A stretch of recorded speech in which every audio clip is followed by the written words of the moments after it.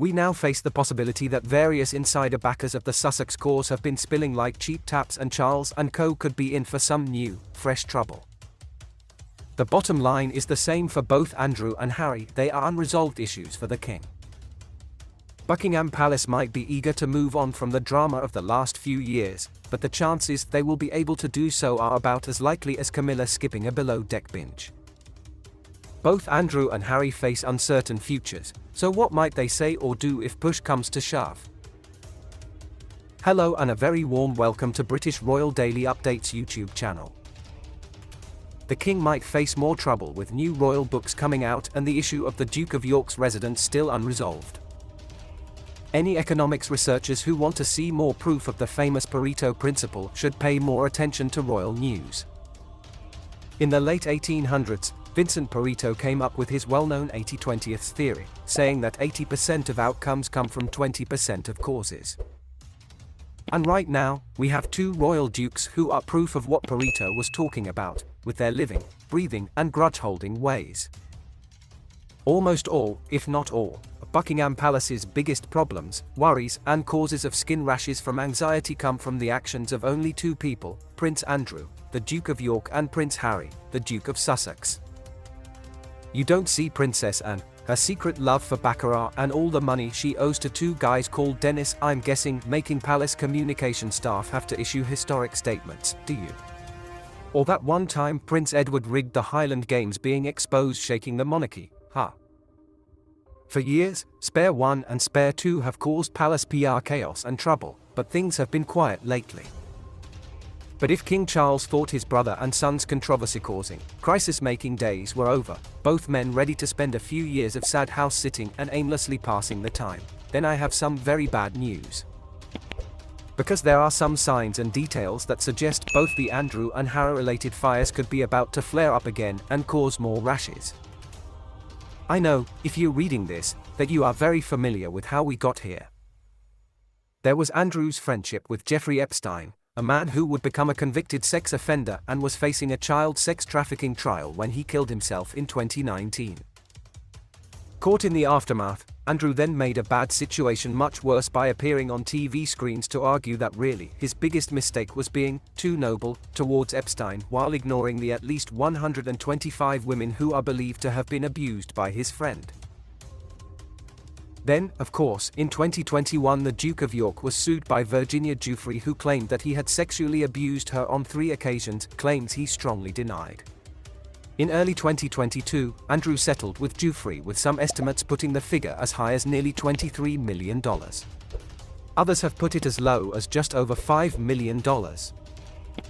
And thus a hopeful person might think the Andrew story had ended, with disgrace, notoriety, and a man doomed to spend the next 3 decades unwelcome at the best golf courses and Wiltons. And then, well, I'll get to that.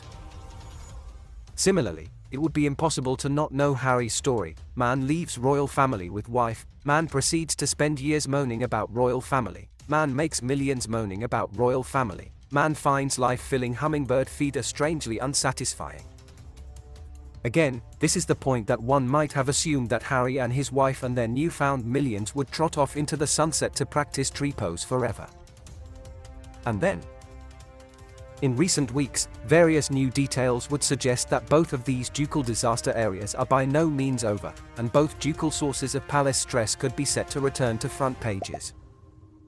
Firstly, Andrew, who holds the distinction of being the most hated member of the royal family, a fitting designation in my book.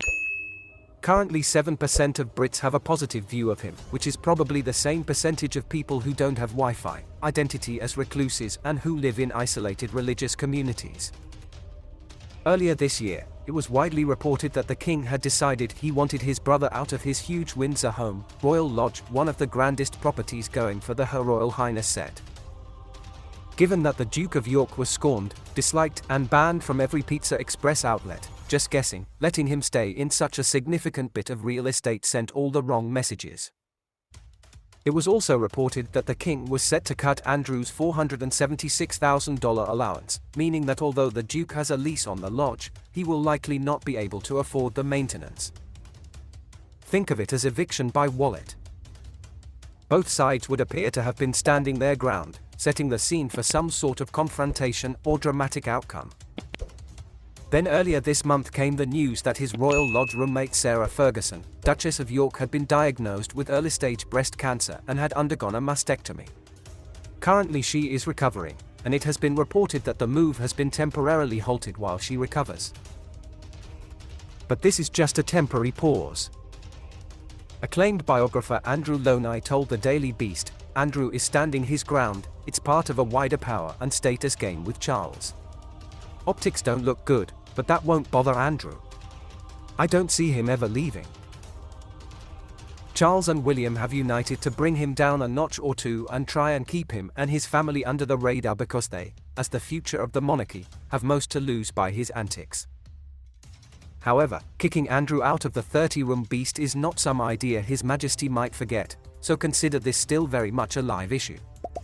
Given this, what could or would the Duke, trapped in a corner and desperate to hang onto this juicy bit of his royal identity, resort to? All of which is to say, this looks like a fresh disaster in the making for the king and his crisis team. In other news that should have palace sorts nervous is the fact that Loney, an acclaimed biographer, has revealed that he is working on a book about Andrew and Fergie. Want to know how worried the men in grey should be? Loney is the biographer who first broke the allegations in 2019 that Lord Mountbatten, Prince Philip's uncle and King Charles' beloved godfather, had sexually abused teenagers from a boys' home. Then last year, in Loney's Traitor King, he revealed that King Edward VIII had helped the Nazis invade France. Which is to say, Loney gets scoops like no other. Again, there could be fresh Andrew and Fergie bombshells to come. And for our second course here, Harry. So too is there a Sussex book in the works that should be a real cause for concern back in SWI. Omid Scobie, author of 2020's Finding Freedom, is set to release Endgame later this year. And it's at this point Queen Camilla should see if she can get some CBD gummies, because her husband might be in need of a bit of relief given what could lie ahead. Endgame is somewhat dramatically billed as a book that is going to pull back the curtain on an institution in turmoil, exposing the infighting, family deterioration, and outdated practices threatening its very future. This is the monarchy's endgame. Do they have what it takes to save it? Still, Scobie is a staunch Sussex supporter who has become their de facto spokesperson. In 2021, Meghan apologized for misleading a British court after failing to recall that she had approved senior royal aide Jason North briefing Scobie and his co-author Carolyn Durand for freedom.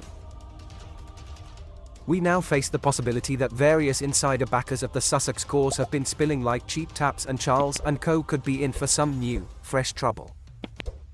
The bottom line is the same for both Andrew and Harry: they are unresolved issues for the king.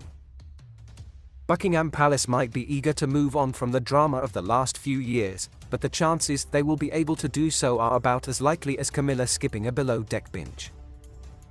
Both Andrew and Harry face uncertain futures, so what might they say or do if push comes to shove? And with new books coming out, what new allegations and claims might two well-connected biographers uncover? The 20% still have a lot more 80%ing to do, it looks like. Remember to subscribe to British Royal YouTube.